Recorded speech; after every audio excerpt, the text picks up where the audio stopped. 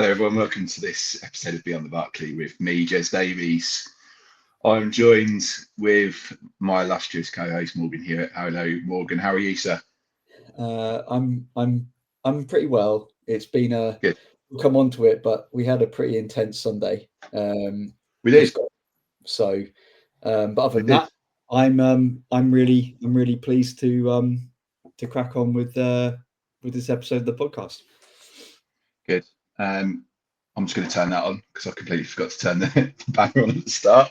So there we go. That's the banner that we always have on there. Very professional as always. Please like and subscribe on our channel. That can come off as well. Whilst I'm here, I might as well introduce our, or should I say, mention our sponsors as well, Master Seal and Pie Design. Morgan, just quickly then, just talk to us a little bit about what happened on Sunday. So it was Sunday the 31st of August. Mm-hmm. We were at Derham Town Football Club in obviously my hometown of Derham. Shout out to the Derham Massive. You'll be watching this hopefully. We're there in support of Amber's Army. So Amber's Army are a really good holistic cancer charity that deal not only with the child or the person who has cancer, but the family as well. A fantastic cause that we supported by just being down there, doing some filming of the day. Amber's All Stars versus Norwich City legends. So Grant Holt, Adam Dury, Simon Lappin, Cedric Onsolon. It was just a really fantastic day. There's no other way I can really describe it. It was, obviously the backdrop of Amber, Amanda and John Sheeny, incredible family, incredible charity, and what they're doing is incredible. It was just mad. I mean, the best thing, I think for me, the best moment of the entire time we were there, because we were obviously working, was when I scored that penalty out of 5 and you scored no goals, and I was a left back and you were a number 9. So I think the goalkeeper knew, stings you, doesn't it? That still stings you. Well, I think the goalkeeper tried because he knew obviously my standard compared to yours. I think he just let your one in, to be honest. Just before we introduce our guest today, I do have a little video message from someone that couldn't make it onto the podcast this evening, but he has sent a little video message in, so I'm just going to play this. Hopefully it works. Well then, listen, you've got no friends, and I tell you what, mate, if you want some, I will definitely deal with you. That was another thing. I forgot about that. Like, I grew up with that YouTube sensation, and so to see him there as well in the flesh, just unbelievable.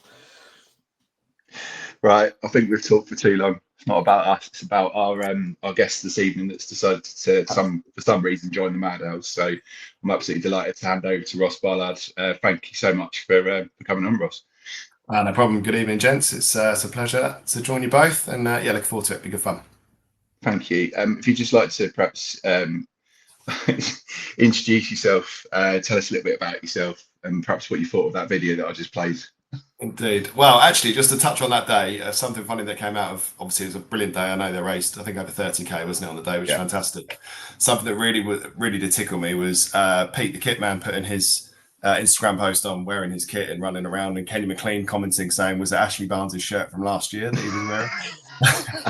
Which did tickle me. Didn't see that. Which did tickle That's me. Funny. A little bit about me.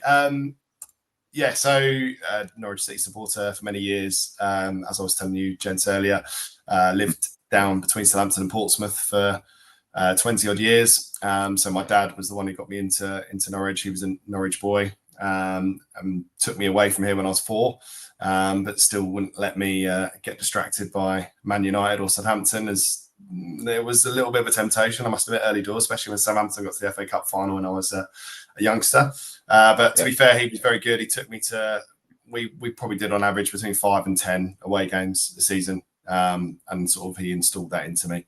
And then after that, as I then got older, I then got my season ticket. When was that? The first season of Farke. So was that 17, 18? So I was travelling back and forth.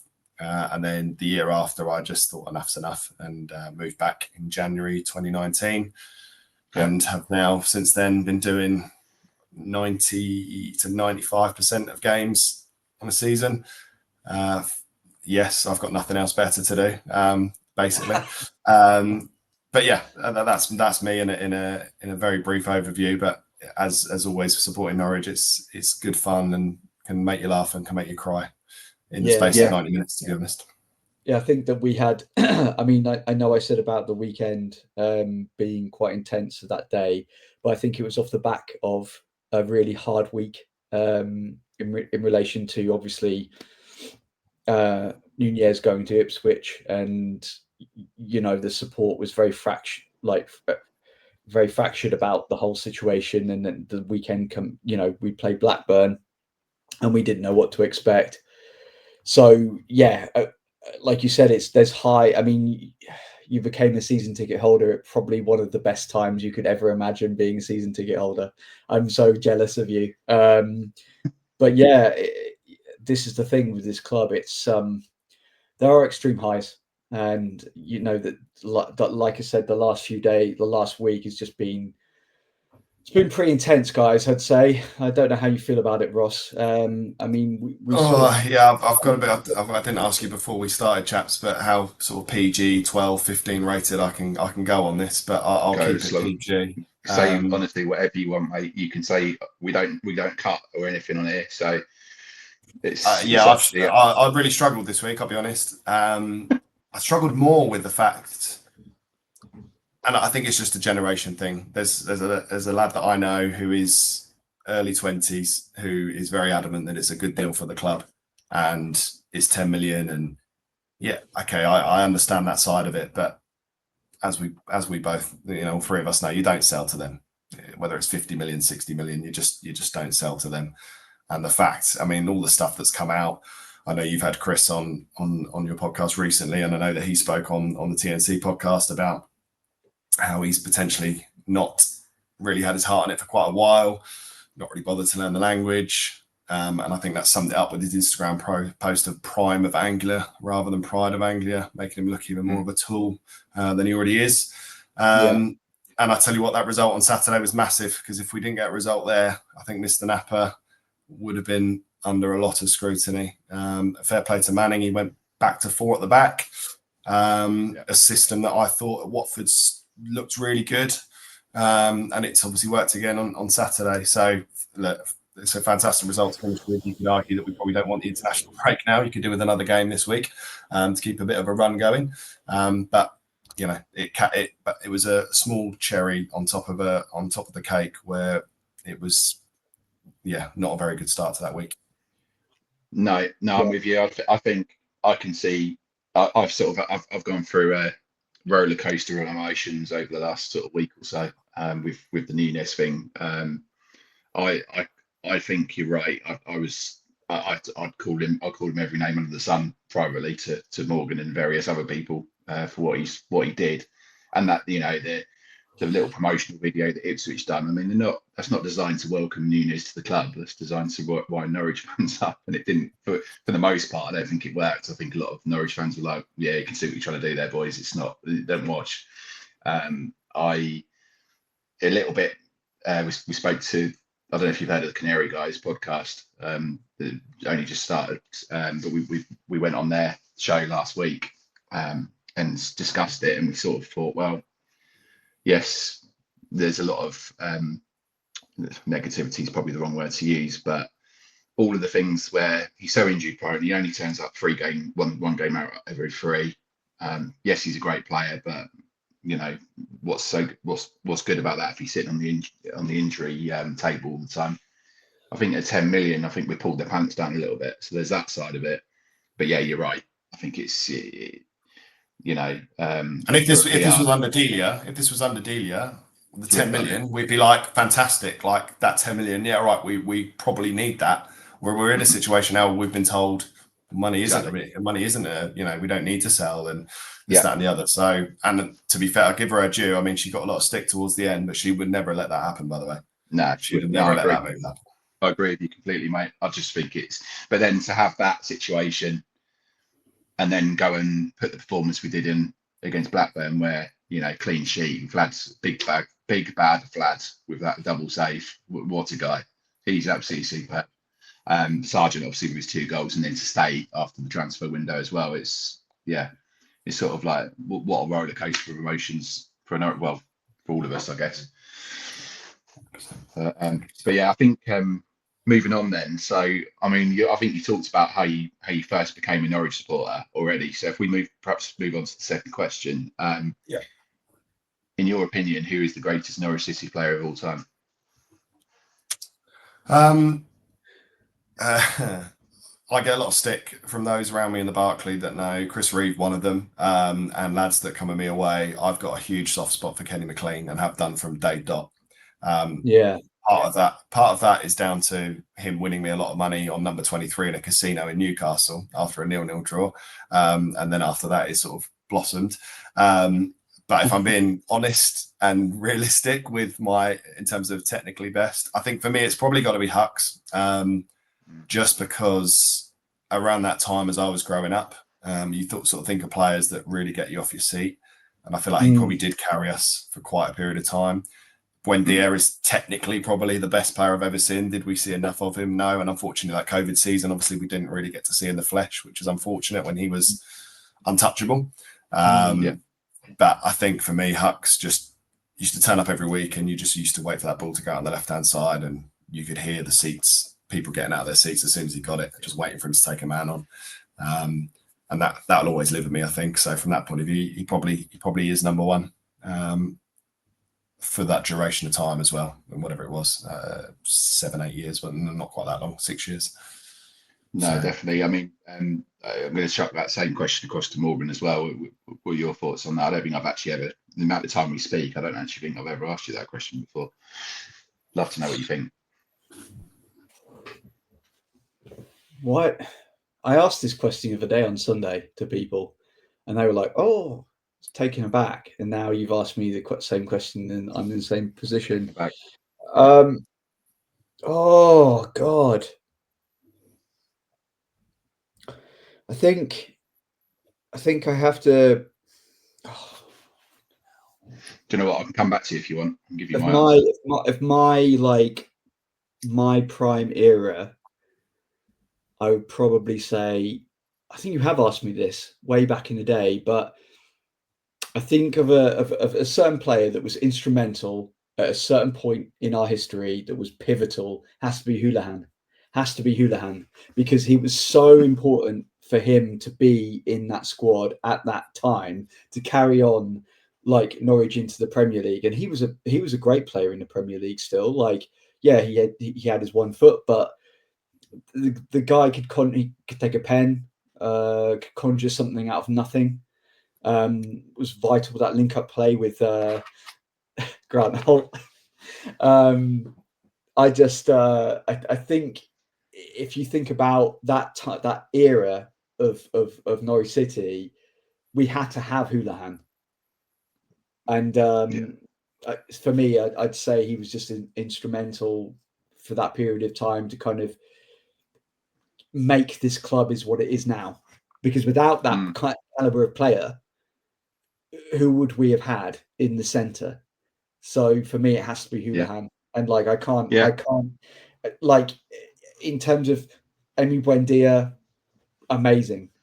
But in terms of just like playing ability, a period of time that was so important to this club, it has to be Houlihan.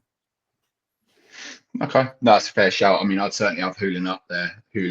Sorry. I think Buendia is the most technically gifted player I've ever seen put on the show. And we've got to caveat this, because this, I mean, I would assume we're all of similar age. I might have done you a misjustice there, Ross. Sorry. I don't think so. I've got a tough paper round. But I think the point is we're not in our 50s, 60s, dare I say 70s, where people like have seen Martin Peters play for Norwich, have seen, you know, Dave Watson, Chris Woods, and you know, I can't possibly comment on that. I can only comment on what I've seen, which is post 95, 96. And I think certainly Buendia, Chris Sutton was obviously great, but short-lived before he had moved to Blackburn. But I think my favourite players, Grant Holt, through his impact from when we were in League One, dragged us all the way through to the Premier League, and we're still scoring goals in the Premier League. Big burly striker. Do you remember that first season when we were under Lambert, and there was calls for Grant Holt to be included in the England squad? Yeah, well, certainly when we were in the Premier League, wasn't there? I think it was him and Ricky Lambert were, as Ross, you'd know, being down in Southampton. Ricky Lambert were touted, and it was obviously Ricky Lambert that got in, wasn't it? So yeah, crazy times. Morgan, question 3. Please. All right, David Brent. So, I mean, this is a silly question, really. It's not silly, but it's just, what does the East Anglian Derby mean to you? And it kind of covers back from what we were just talking about 10 minutes ago. Well, exactly. Well timed, isn't it? I think, again, I'm going to use the generation thing, and I'll probably have youngsters abusing me in the comments, but again, I know there'll be some that won't, but I know some youngsters. My nephew is 15, and luckily I brought him up well enough he's not one of them. But I know people that he knows of that era between 15 and early 20s that will say, I'll lose the unbeaten record if it means we go up. And my generation, a few others, are a bit like, oh, nah. Like, I don't think, I just can't do it. I can't stand to be there at Portman Road, or even worse at Carrow Road. And I know it's inevitable. I'm sure it will happen at some point. But the longer it goes on, the harder it is to let that happen. And, I'm already anxious. I booked my train for the beginning of October, already panicking, worrying about what's going to happen. Obviously now we're hoping that Nunes is going to be kicked into Rose Ed. But yeah, look, it means everything. It really does. It does. It means everything. And it's out of you guys, who's going to poleaxe Nunes? Topic, got me. Yeah, same.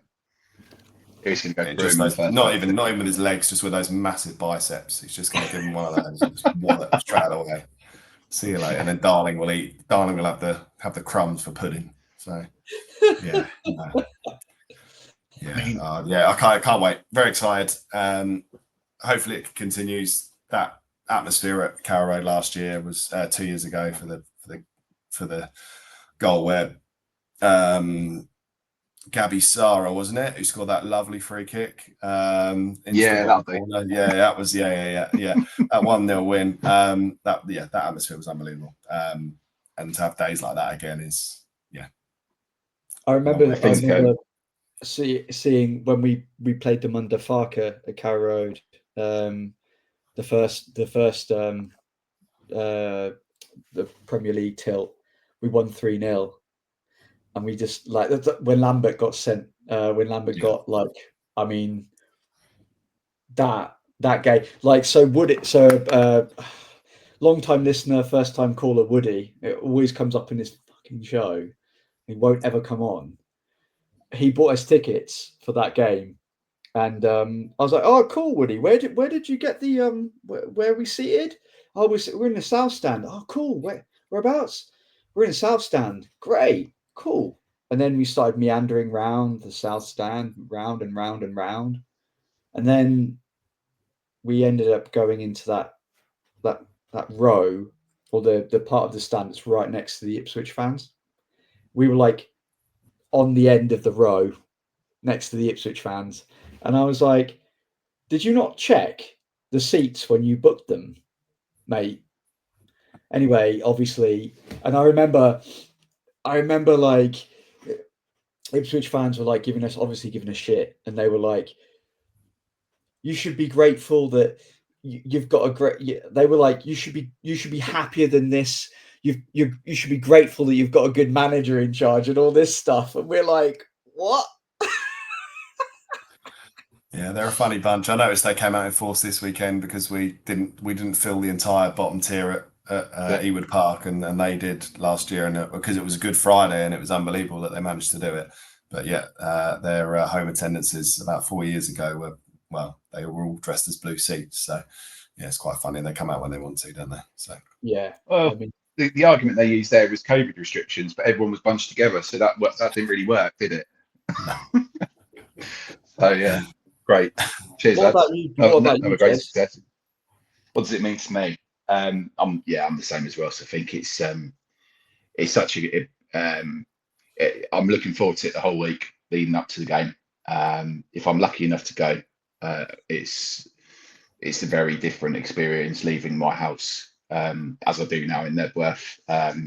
But it's the drive up. It's the, oh shit, I've got to drive on the A14, which is quite near Ipswich. I've got to drive through Suffolk. Oh God, and all this. But it's the anticipation, isn't it? And I think it's the atmosphere before the game, which is turned up 3 or 4, maybe 5 times. That goal that Liam Gibbs scored, and then they're all standing off it, and it's one of these things, actually, Morgan, that I can't actually put into words. The feeling of it. It's a very, very different experience to any other game. And when we played him in the playoffs a few years ago, wow. That was something else, wasn't it? I was in the Red Lion in London for that, for both rounds, and when Houlihan was through on goal, it was Houlihan, wasn't it? He got red. He can't remember who blocked it on the line with a hand. Red shot, wasn't it? It was handball on the line. Yeah. And then he got sent off. It was Christoph Berra. Yeah, his name was. But yeah, it was. It's pretty intense, and I think obviously keeping Sargent's really important, because I think he'll instill that within our squad, because I think there's a lot of them that won't necessarily understand the importance of that derby, because they're young, they've only just arrived in the UK to play in the Championship, right? So Sargent's an old head, McLean's an old head, Duffy is. It's like, come on, we need to go out there. We need to do what we need to do. That there needs to be passion behind what this particular game. I just remember last season, January it was, and I was coming back from London on the Greater Anglia. And it was when Sunderland played Sunderland played Ipswich at Portman Road, and Ipswich won, I think, 2-1. And like the amount of Ipswich Town fans that got on the train to go back into Norwich, I was like, I can't believe there's so many Ipswich Town fans in Norfolk. What are you doing? And there's still loads in Durham. I still see that kit floating around. I'm like, yeah. So this is a shout out to any Norwich fans who live in Ipswich and the surrounding areas. Fair play to you. Okay, I think we should move on. So Ross, which promotion season was the most special to you? It's close. 18-19, I think, has to be, just because I was very lucky to do near enough every game. I think I missed 2. Brilliant. And those memories with mates, we had weekends away, they're just memories that live with you, aren't they, for a long time. So that's probably has to be number one. I enjoyed 2010, 2011 when we did the second with the back-to-back with Lambert, being at Portsmouth that night when Jackson scored. Yeah, that was nice as well, because I was living down there at the time as well, so I had quite a few mates in the home end who got a few fingers and a few signs back at them. But yeah, that season was good, and I think it's got to be 18-19. Just so many brilliant memories, and I reckon the COVID season probably could have topped it had we have been allowed in for more of the games, because that was pretty special as well, to be honest. Just a shame it was watched on a laptop. Yeah, well, that's the thing, isn't it? And I think it was. You're right. Some of those games in that season where the likes of the Rotherham game, which Jordan Heagle put the penalty in. And, did we score? There was an own goal right near the end, wasn't there? I think. But imagine if the away end that day, but it would have been right behind that goal as well, and we'd scrambled the last minute, which actually, funny enough, funny story about that game, actually, about that Rotherham away game. I know exactly what you're talking about. I was following Wroxham, local to Norwich, obviously, following a non-league club as I tend to do if I'm not at Norwich. They were playing at Newmarket that day, and Hux's boy Tom was playing for Wroxham, and I'd looked at the score, I saw 1-1, walked away, and as I was walking round to my car, I've seen Huckabee giving it large, like fist pumping. Yes, I was like, the game's finished, like Wroxham at 1. And I walked past him. I said, "What's that?" He said, "Hugo's just scored 2-1 penalty. Get in." I was like, "Oh, safe." He went, "Safe drive home. Yeah, cheers, Zach. See you later." Random as that. That just summed up that season. Really, just summed that up. No, it did, and I mean, it was the Huddersfield game at home, 7-0, and that you're right. That could have been a really sort of good season for us to go in and watch, but it's the 18-19 season for me. Just everything that happened, and I quite enjoyed the Worthington. One with sorry, should we call it the Huckabee promotion, as you mentioned earlier on? But yeah, Morgan, sorry I interrupted you. Carry on. Okay, I was about to say, Ross, that 18-19 season, what was your most memorable, cherished moment? Leeds away, 100%. Oh yeah, Leeds away. Oh my god! Now I was unlucky to be in the ground when we lost in the semi-finals the other year. That was the loudest I've ever experienced a football stadium in my life. It pains me to say, but on the flip side of that, and the 18-19 was pretty close. Obviously, it was a massive game, wasn't it, for both sides? Atmosphere was electric. We'd been on the sauce since early hours of the morning in Leeds, and it was a 5:30 kickoff. And Tom Tribal just turned into prime Xavi that day, and he was just unbelievable. And it was just he couldn't make it up. And then had a beer with Darren Kenton actually on the concourse at half time. He was, again, I don't think he was best. He was just trying to have a quiet evening, watching some football. And like I said, 4 of us had a few to drink. So we got him in with us and got his nice picture with him and a beer with him as well. But another top bloke. It was just unbelievable. Again, that's my nephew says to me all the time, "What's your favourite away game?" That is, and I'd do well to top that now, I think. Yeah, maybe the last one on the 5th of October might top it, but wouldn't it just? I think it's funny actually you mentioned that, because we had Stuart Webber on a month or so ago, and he said that his I don't know if you listened to it or not, but he said that game he knew they were going to win that comfortably. He said that he was with Neil Adams, I think it was, when they were training on the Friday. That's right. He went, "They're training so well here. I just know what's going to happen. They're going to rock up at Leeds and win." He was so confident that they were going to go, and Neil Adams was like, "Yeah, whatever, mate." And actually they did. They turned around and, was it the Vrancic free kick, which took a deflection, Pukki's goal, another deflection, but he was there to put it in. I can't remember who scored the last one. Leitner, possibly. Vrancic again through the keeper's legs. Yeah, that's right. Yeah, he was. For me, like I remember when. So I get like, Jez will know this, but I get obsessed with things, and like I remember when Vrancic first rocked up in that 17-18 season when you first got your season ticket, and the absolute shit he got. And I was like, you know what?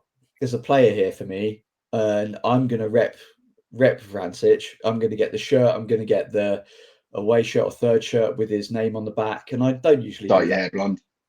I did not dye my hair blonde, although it's sort of like got grey stealth highlights now. Yeah. But I was like, you know what? This is a player that I'd love to see just do well, because his backstory is incredible, and I'd love to get him on the show as well at some stage. And then obviously 18-19 happened, and he became a cult hero. I don't think there's anyone sat amongst us now. You can't deny that. Like he's written himself into Norwich folklore. Yes, he's not been the most extravagant scorer of stuff, but just those goals, those pivotal. It's what I said to Jez on that Stuart Webber episode. For me, and I'm getting goosebumps thinking about it now. For me, the sliding doors moment of that 18-19 season was when Vrancic scored that second, that last second free kick on Chef Wednesday. Because if he hadn't have done that, we might not have got it over the line. and that's the stuff that just gives me goosebumps to this day. And so that's why I'm really excited for Pelle Mattisson, because I feel like he's come in amongst all this crap that's happened last week, and I think he'll do really well, and he's going to be my new Vrancic. That was my biggest learning curve, I must admit, because I was one of those that was giving Vrancic pelters in 17. Didn't think he was strong enough. Didn't think he was, thought he was weak.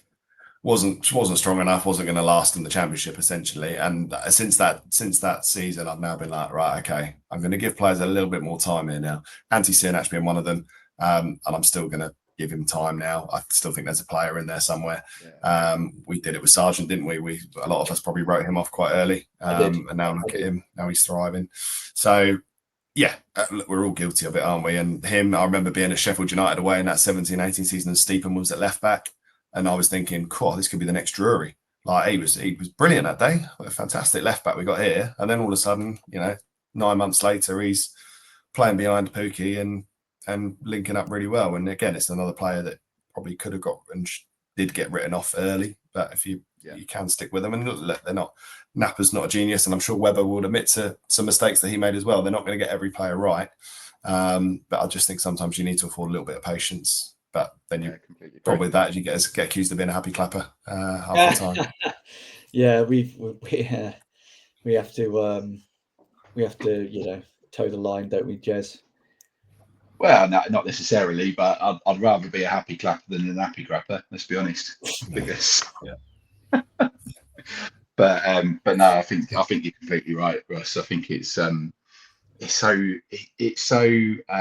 human nature, isn't it, to sort of form an opinion of someone or something very, very quickly and go, he's rubbish, he's shit, get rid of him, sell him to Bolton Wanderers, without actually thinking, hang on, he's just come to the country, this is his first time in the UK, he's only in Antti Sinach's case, what was he, 19 when he signed in 20? Yeah. He's a young man. He's, imagine if one of us three at the age of 19 got plonked into, I don't know, Portugal and said, right, you got to go and do your job over there. How would we perform? How would we react to that? So it takes time. It takes time for these, especially the lads that come from abroad. I think there's you're right with Sinach. I think Swati as well as another one. I think he could get certainly kick on a little bit in a few years, but yeah, it is what it is. I think it's a familiar thing. I don't think it'll ever change, but I think it's a fair shot. Especially with the money that's around the game now, I think naturally people just therefore point the finger straight away because so and so's on 10, 15 grand a week. You should naturally be able to just rock up anywhere and do it, but probably forgetting that they are, as you say, humans. It does take time to adapt. No, absolutely. Morgan, I think it's time for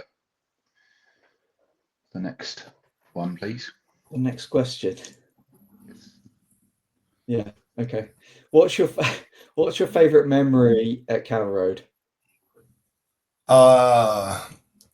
It's just a hard one without doing the obvious. Your derbies, your Man Cities at home. I was trying to think desperately of something a little bit more rogue.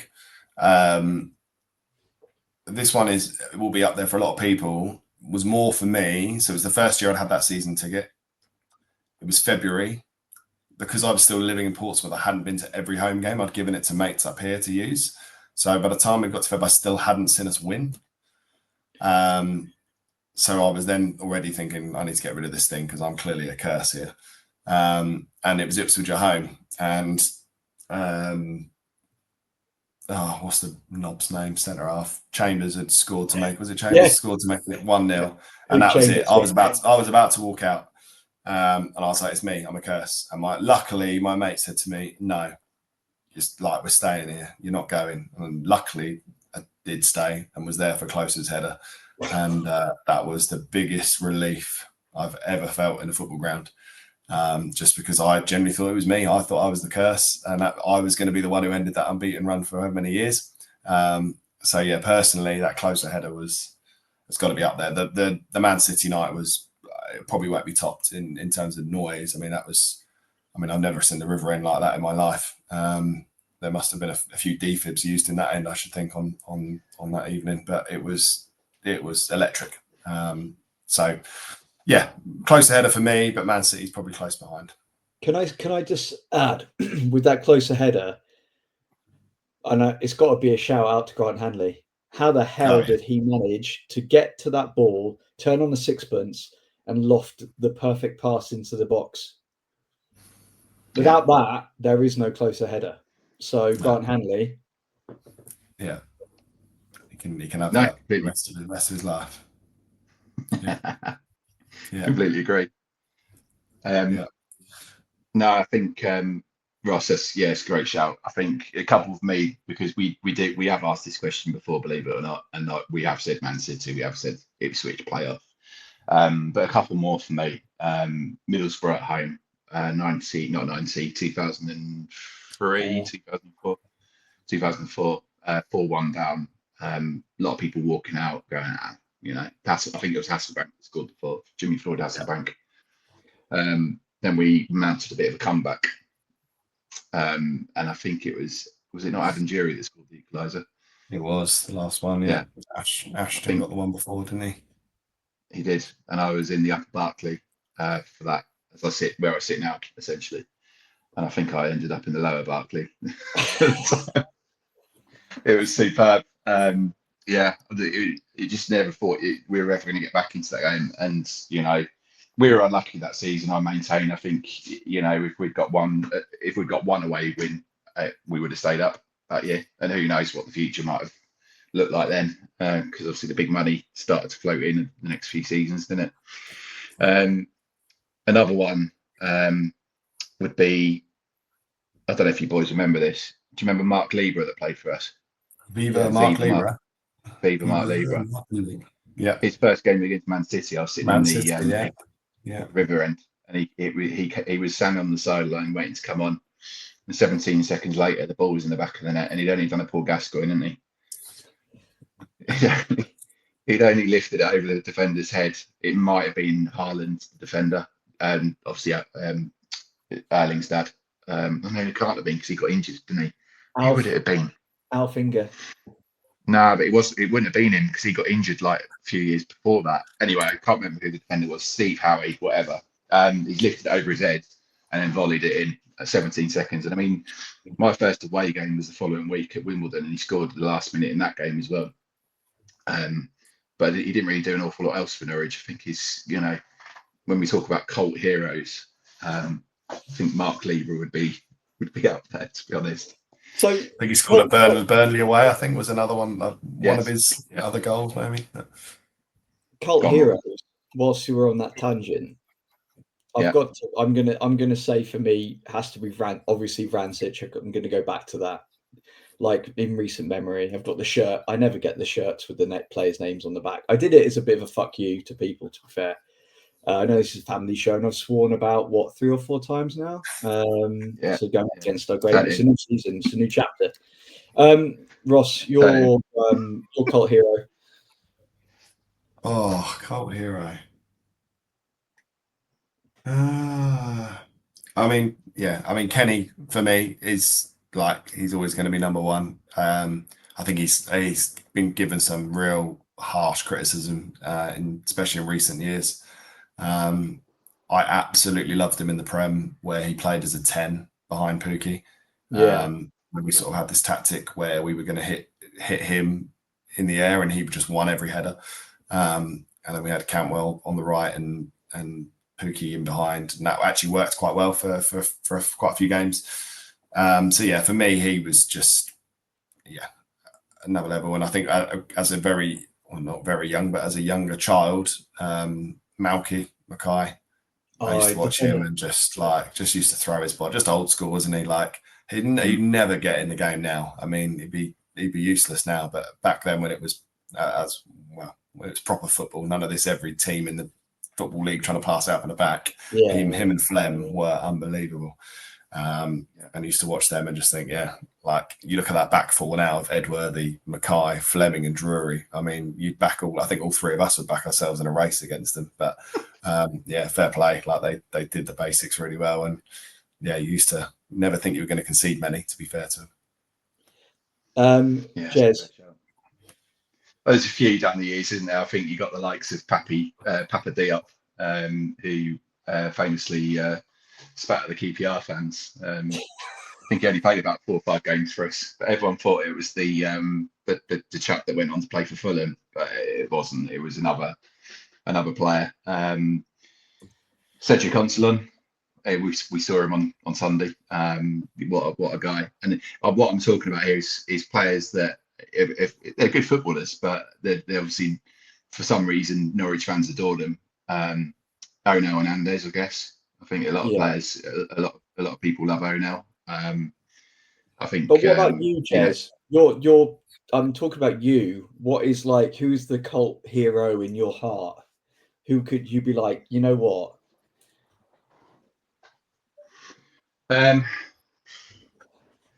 Probably someone like Timu Puki as well, just because again, all the goals that he scored for us down the years. I think he would certainly be up there. Ian Crook, legend.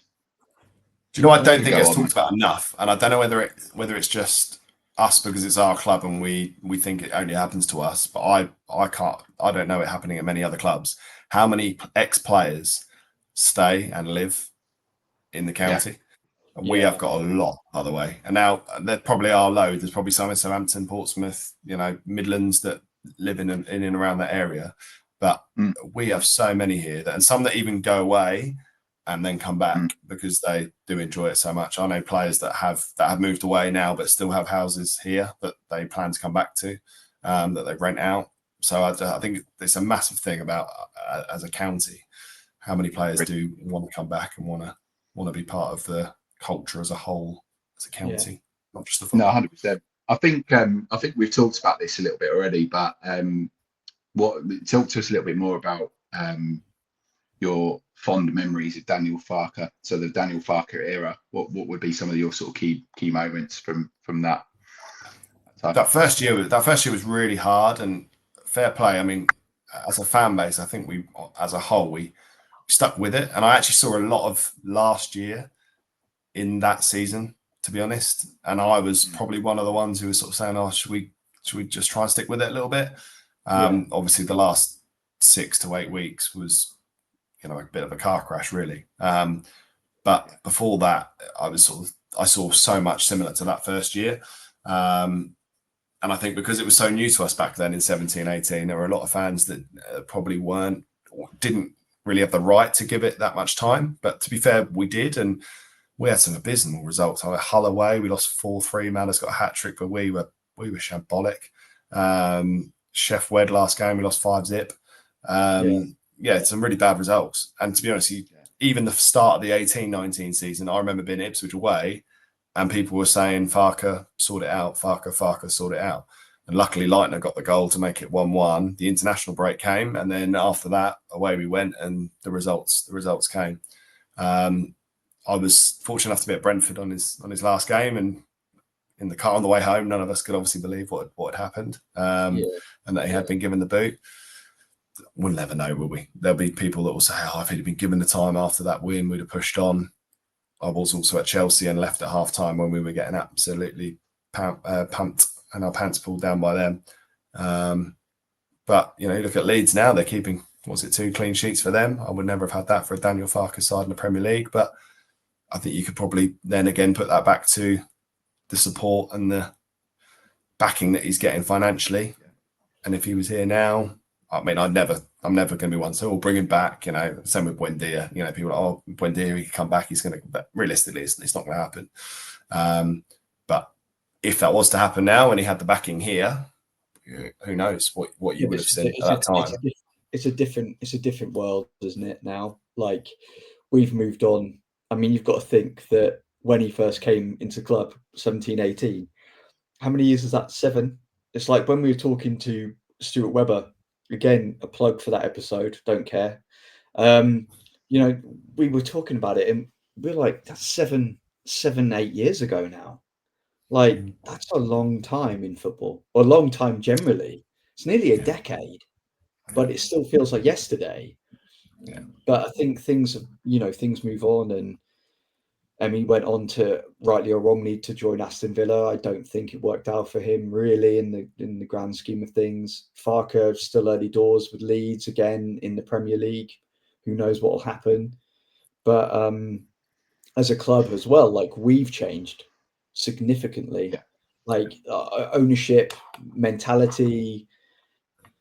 It's something that me and Jez have talked about quite substantially the last few months. Is like we're entering a whole different world now. Again, rightly or wrongly, we'll see what happens. I mean, the Championship, like you said earlier on, Ross, everyone's playing out from the back now. So how do we combat that? How does Manning align signings to that? It's a crazy new era. It's exciting, but equally, I can't help but feel. I remember that day myself when the news came through about Daniel Farke sacking, and I was gutted. I had to get drunk that night, and that's insane, isn't it? I don't even know the guy. Yeah, he's one of my favourite, if not my favourite ever Norwich manager. Fuck, I think when I still see him, with managing Leeds, and I think they were. Can't stand no, it. exactly, and it was like, sorry, Morgan. I think it was the first Monday night game of the season. So obviously they do all that big introduction beforehand, don't they, on Monday Night Football? So he obviously had the big interview in the studio, and his face was huge on that screen, standing next to Jamie Redknapp and whoever else, Gary Neville probably. And it's like, I just feel like, when your girlfriend moves on, she's with another bloke. It's that sort of feeling. Like, yeah, not good. But I had the same when Hucks left. When Hucks left, that was Yeah. the same. And we spoke about Wes earlier. Like, I still think it's a disgrace against Leeds. Yeah. Oh, yeah. We lost Like you Wes for a had that. second, that's one. Wes had that goodbye against Leeds. I think it's a disgrace that Hucks didn't really get a proper goodbye. Correct. Yeah. And you could say, it's a manager, it's different, isn't it? But Farke's had, but then our fan base I get a little bit annoyed, I must admit, when teams come to Carrow Road. I mean, when we played Luton last year or year before, Carlton Morris scored. Yeah. And there were definitely people clapping when he scored. I'm not joking. Yeah. And we are awful for that as a fan base. Like, clap them up after the game. I've got no problem with it. Clap them, applaud them. Thanks for everything you did for us. No problem. But during the game, and no, that does irritate me. But do you know what? I've gone off on a tangent. No, not at all. That's what it's all about on here. But no, I think that Carlton Morris goal, if I remember correctly, was a tap in. It's not like he's blasted one in from 30 yards out. If he's done that, he's waltzed through our defence that was static that night. I'm completely with you. I think it's like, Farke, didn't he just? Who was it we played? Probably Leeds. When he first came back to Carrow Road, and he was going around the stadium doing all of that. That didn't feel right. That didn't feel right, because did he just applaud? I can't remember if he did or not. I don't think he did. Maybe I would. It's probably an opportunity for the club to make a few quid and do an evening in a few years down the line. That's probably your best bet to. That's probably your best bet to do it. But no, I think that all of everything that happened that first season for me with him, and the celebrations at City Hall, which he led quite well. So, Morgan. Jez. Question 7 today. I just wanted you to tell me to do it. I mean, I guess it's kind of, maybe you've covered it, but what's the most heartbreaking Norwich moment you've experienced as a fan? Charlton away when we got relegated to League One. I was 16 at the time. Hormones everywhere. Yeah, that was the worst thing that could have happened, I think. It was devastated. And now, if I'd have, looking back at it now, all this time later, that was a real big thing to happen to a club of our size. And I probably underestimated at that time, at that age, didn't probably realise how big it was. And then I got to enjoy the ride of next season, playing teams in League One and spanking them every week, and it was like, brilliant, this league's lovely. Can we do this every year? But that moment, yeah, I mean, that was a toxic, a horrible away end to be in, and rightly so. People were really angry and annoyed. But yeah, that and the playoff final in 2002 were two times where I've had a tear in my eye watching or at the end of a game. Charlton away probably because I've got more of a fond memory of that. Luckily, I wasn't at Fulham for the 6-0. I was watching that at home, so I could turn that off and just go out and play with my mates and just forget it never happened. Because Southampton also got relegated, didn't they, with us? So I was lucky that we were both miserable, me and my mates, that day. So that was fine. That's good of you. Yeah. You've got this look. You've got this hazy Vietnam veteran look on your face right now. You're just staring into the middle distance, and you've your tone's just kind of lowered and gone really somber. Yeah, it's bringing back some bad memories. I'll be honest, bringing back some bad memories. But no, other than that, I think heartbreak. I haven't had much heartbreak at Carrow Road. To be honest, it's always been on the road. That probably sums up Norwich, doesn't it? Really, with our away form compared to our home form. You say that. I wasn't there for the 7-1. That was fortunate. But yeah, we're pretty lucky. I always say, being a Norwich fan, it's hard work and a lot of emotion. But when you actually say about actual heartbreak, there's not, for all the turbulent stuff we've had, I wouldn't say there's much genuine sort of heartbreak moments. Yeah. Just some disappointment that we've come to live with, I think, over the years. I don't know. We covered it a second ago, but Daniel Farke, because of how, I've never known anyone to be a manager. Now is my Vietnam time, but just how everything came together, and off the back of adversity and a bunch of Moneyball players, and all the groundswell. Jez loves me using that term in that 18-19 season, and how we battled, adversity in the Premier League, and then got a club record points haul, and then just to me that was just and we talked about it a second ago, and I see him with Leeds. I can't look at it. I have to turn. I turn off, and I ignore it. I just put it to the back of my mind, because I'm just there's something that was so prevalent and poignant to all of our lives as well during COVID too.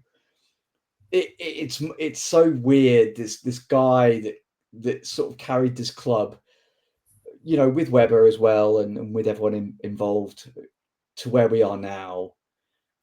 The way that ended, and during that period of time, which is really hard for a lot of people, myself included. That for me, that's been one of the most heartbreaking moments, I think. Just again, it's so weird. It's it's football, right? It's not JFK, it's not 9/11. There's some fucking manager getting the sack. I remember where I was in a Whole Foods getting some beers, for a party. But yeah, for me that for me has to be. Sorry, Jez. It's fine. No, it's I completely agree with you, Morgan. It was horrible, and I think the one for me before we move on to the last question was it was that Colchester game, and it was when Brian Gunn got you said about that, got what's the best word of using? I wouldn't say attacked, but it wasn't far off by those two idiots that run on the pitch. Won't be able to do that now with the old virtual tickets. Won't be able to. They have to throw the phone now. They won't be able to throw the cards. It's all on the phone. Yeah, it takes half of our crowd to load their wallet on their phone now. So I mean, honestly, no other club in the country would have to send out 3 videos about how to open up your wallet on your phone and scan a QR code to get into the ground. It does tickle me when you walk around on a Saturday and see people trying to get in. I guess what they could do is open up their one what's it called, One City account, and right, what's your details? I'm going to just transfer it across to you. But anyway, I guess it's time to move on to the last question before I hand over to Morgan for his now world famous random question of the week. Ross, what is the funniest chant you've heard from our fan base? I struggle with this one, I'll be honest. I I You did don't have to like. sing it, by the way. Oh no, I'll give you. I can give you a little rendition or try at least. Where we had when Abramovich was at Chelsea, and we said we've got a super cook, you've got a Russian crook. Quite enjoyed that one. You said I can go above PG into sort of 15 rating. When singing about Johnson, he had his balls in Graben's wife. I mean, that was unbelievable. And then last year at Blackburn away, I don't know. Unfortunately, I wasn't there Saturday, so whether it was sung again, but singing that Billy Gilmore was shagging his bird to Todd Cantwell.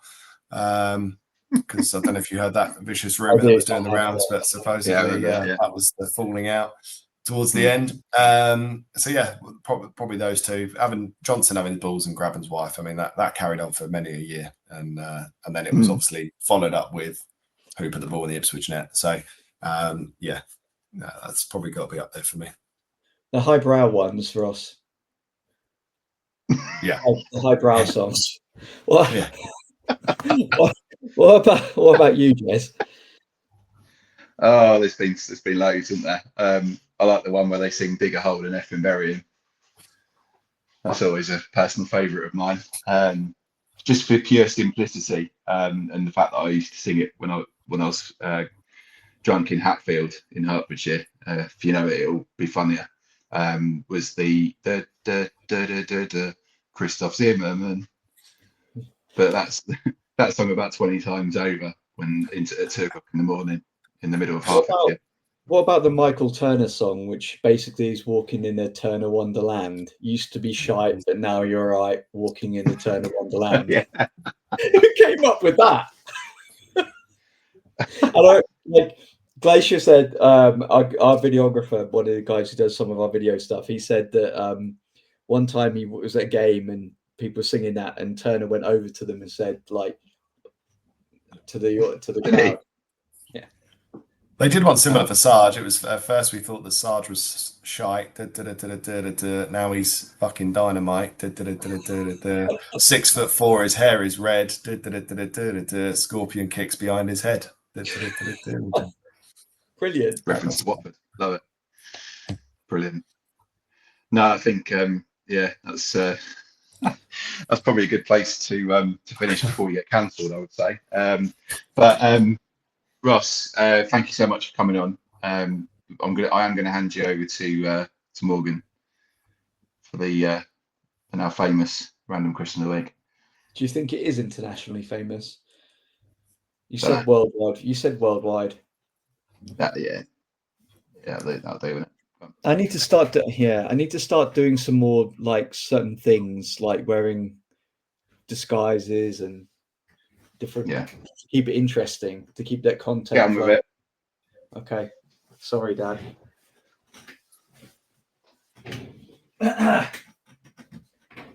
Random question of the week. Ross, you're going to London for the day. You've got a London trip out. You're going to go see the British Museum, the Tower of London. You're going on the London Eye, 40 minutes. What Norwich City players are you taking? You can have 2 from your all time, and why are you taking them? Right, I'm gonna go Kenny McLean for the pure crack. I mean, he's bringing the beers. We're having a hell of a day, the 2 of us, and then we probably need someone to, as an ambulance goes past my house, someone who's going to probably just make sure we're sensible and guide us through. And with that, I am going to go with. You actually mentioned him just now, and I know he's very, very intelligent. So he could probably be our tour guide as well, and just show us around, and then just make sure we're not doing anything too stupid. It's Christoph Zimmermann. I'd probably have him. And then if it does get a bit leery, then I've got a big bloke there to back me up if I need it as well. So I think that's probably the way I'll go if that's all right. That's a great shout. Are you going to go to see all the sort of Japanese stuff at the British Museum?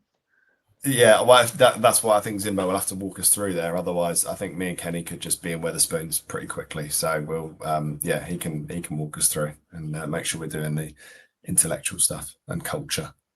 I like that. Jez, I would ask you, but culture's just not your thing, is it? You prefer a hot dog. And I couldn't actually go on the London Eye anyway because I'm scared of heights. Are you serious? Yeah, I can't do heights, mate. Are you serious? No, I'm being serious. I can't do them. But you're you managed the Upper Barclay. Yeah, the Upper Barclay's all right because I know that I'm in a stand, but something like the London Eye, you're just in a pod. I've done it. Don't get me wrong, but it's not for me. But if I had to pick two players, Grant Holt, just because I just think it'd be a laugh and be good to talk to him a little bit more. Because I have now talked to him, by the way. He chewed his ear off the other day. Oh my god, I couldn't believe it. I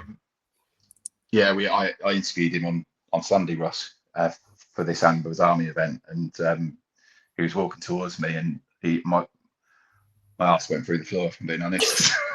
Well, yeah, you and me both, mate. We had beginning of this year, we had a bit of a group of us that were doing 5 a.m. morning walks, sort of try and promote mental health, and we ended up getting quite a good group of between 20 and 30, sometimes 40 of us that would head out round Norwich, round the Ring Road at 5 a.m. on a Saturday morning. I'd seen it on social media, rocked up one day. I'm walking at the back and realised Grant Holt's next to me.